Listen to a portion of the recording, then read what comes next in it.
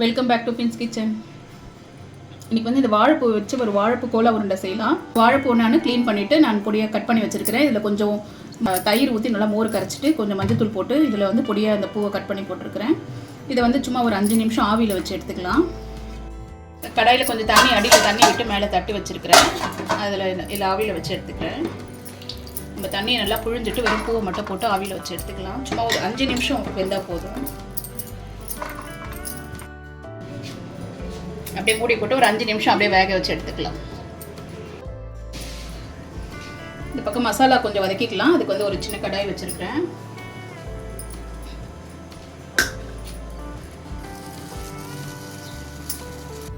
வந்து ஒரு table spoon எண்ணெய் சேர்த்துக்கிறேன். இதில் வந்து ஒரு சின்ன வெங்காயம் ஒரு 6-7 வெங்காயம் வந்து வச்சுருக்கிறேன், அதை சேர்த்துக்கிறேன். இதுலேயே ஒரு 4 பச்சை மிளகாய் கட் பண்ணி வச்சுருக்கிறேன், அதையும் சேர்த்துக்கிறேன்.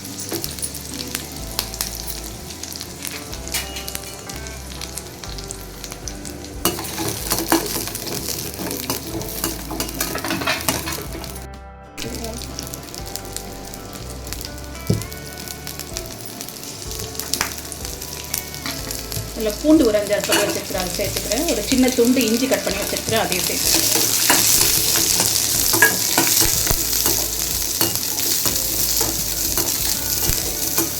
சும்மா ஒரு 1 நிமிஷம் அப்படியே வதக்கிக்கலாம். இதில் வந்து ஒரு 3 வரமிளகா வச்சுருக்கிறேன், அதையும் சேர்த்துக்கிறேன்.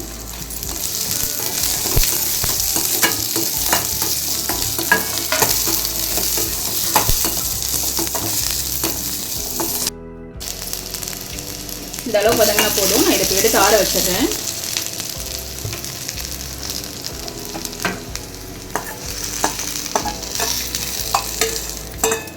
இது அப்படியே ஆறட்டும், அரைச்சிக்கலாம். ஒரு 1/2 கப்பு வந்து உடச்சக்கல்ல வச்சுருக்கிறேன். இது நம்ம பவுடர் பண்ணிக்கலாம் ஜாரில் சேர்த்து. வாழைப்பூ 5 நிமிஷமாக ஆயிடுச்சு, வெந்துருச்சு, எடுத்துடலாம். இது நல்லா ஆறட்டும், ஆற வச்சுட்டு எடுத்துக்கலாம். மசாலா அரைச்சிக்கலாம். அதுக்கு ஒரு ஜாரில் வந்து சீரகம் 1 ஸ்பூன் எடுத்துருக்கிறேன், அதை சேர்த்துக்கிறேன். இதிலே சோம்பு 1 ஸ்பூன் எடுத்துருக்கிறேன், அதையும் சேர்த்துக்கிறேன். இதில் வந்து பட்டை ஒரு சின்ன சின்ன துண்டு பட்டை ஒரு 4 துண்டு பட்டை ஒரு 4 லவங்கம் வச்சுருக்கிறேன், அதையும் சேர்த்துக்கிறேன். இதை சும்மா அப்படியே ஒரு அடி குறைன்னு அடித்து எடுத்துக்கலாம். இந்த மாதிரி ஒரு ஓட்டு எடுத்துகிட்டு இதில் வந்து வதக்கி வச்சுருக்கிறதெல்லாம் சேர்த்துக்கலாம்.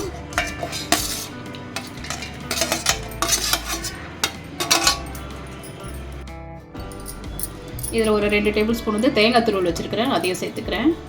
எல்லாம் சேர்த்து ஒன்றா தண்ணி சேர்க்காது இதை ஒரு அரை அரைச்சிக்கலாம். இந்த அளவுக்கு அரைச்சிக்கினா போதும். ரொம்ப நைஸாக இல்லாமல் கொஞ்சம் குறைன்னு இருக்கட்டும். இதில் வந்து நான் இந்த ஆவியில் வச்ச வாழைப்பூவையும் சேர்த்துக்கலாம்.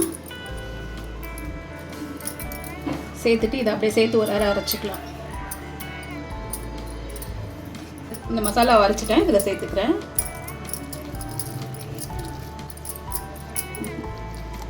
தண்ணி விடாமல் அரைச்சி வச்சுருக்கிறேன்.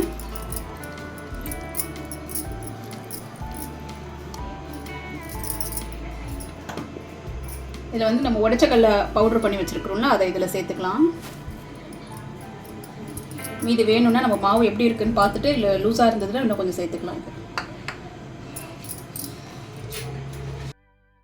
இல்லை ஒரு 2 டேபிள் ஸ்பூன் அரிசி மாவு சேர்த்துக்கிறேன், கொஞ்சம் கிறிஸ்பியாக இருக்கிறதுக்காக. இதுக்கு தேவையான அளவு சால்ட் சேர்த்துக்கலாம்.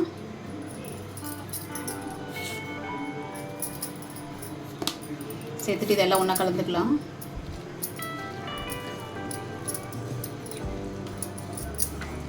இந்த மாதிரி நல்லா கலந்துக்கலாம். நான் வந்து மீத்தின அந்த பொட்டுக்கடலை மாவும் இதிலே சேர்த்துட்டேன். கொஞ்சம் எனக்கு லூஸாக இருந்தது மாவு, அதனால் ரொம்ப கெட்டியாக பிசைஞ்சிட்டிங்கனாலும் ரொம்ப கல் மாதிரி ஆகிடும். ரொம்ப தலை இருந்தாலும் எண்ணெய் இழுத்துரும். அதனால கரெக்டாக திட்டமாக பிசைஞ்சிக்கோங்க. மீடியம் சைஸ் வெங்காயம் பொடியாக நறுக்கி வச்சுருக்கிறேன், அதை சேர்த்துக்கிறேன். கொஞ்சமாக கொத்தமல்லி கட் பண்ணி வச்சுருக்கிறேன், கலந்துக்கலாம். சின்ன சின்ன பால்ஸாக நம்ம உருட்டி வச்சுக்கலாம். நம்மளுக்கு கொஞ்சம் பெரிய சைஸ்னாலும் பரவாயில்ல, இல்லை கொஞ்சம் சின்னதாக இருந்தாலும் நம்மளுக்கு வேணுன்ற அளவுக்கு நம்ம உருட்டி வச்சுக்கலாம். நான் இப்போ கலந்த மாவெல்லாம் உருட்டி வச்சுட்டேன். இந்த அளவுக்கு உருட்டினா போதும். இது வந்து எண்ணெய் ஒரு கடாயில் எண்ணெய் வச்சுருக்கிறேன், அது சூடு ஏறிட்டு இருக்குது, அதில் போட்டு பொரிச்சிக்கலாம்.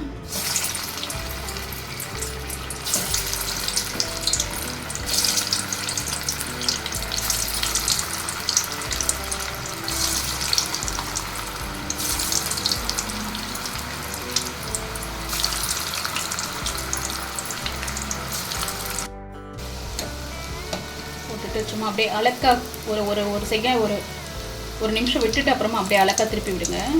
உடனே போட்டு கலந்திங்கன்னா உடஞ்சிரும். அடுப்பு கொஞ்சம் மீடியம் ஃப்ளேமில் வச்சுக்கோங்க. ரொம்ப ஃபாஸ்ட்டாக வச்சா மேலே நல்லா கலர் வந்துடும், ஆனால் உள்ளே வேகாமல் இருக்கும். நம்ம மேலே கலர் வந்துச்சுன்னு எடுத்துட்டோம்னா உள்ளே வேகாமல் இருக்கும்.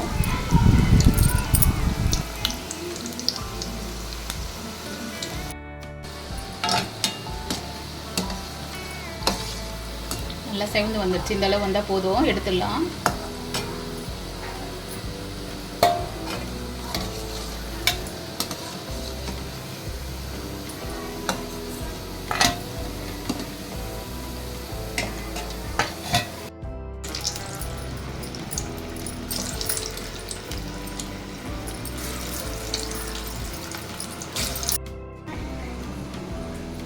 அவ்வளோதாங்க, வாழைப்பூ கோலா உருண்டை ரெடி ஆகிடுச்சு.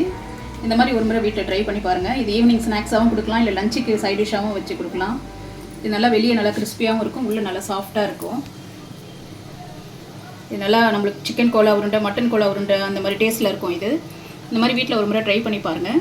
இது உங்களுக்கு பிடிச்சிருக்குதா இல்லையான்றதை கமெண்ட்ஸில் சொல்லுங்கள். இந்த வீடியோ பிடிச்சிருந்தா லைக் பண்ணுங்கள், ஷேர் பண்ணுங்கள், சப்ஸ்கிரைப் பண்ணுங்கள். தேங்க்யூ.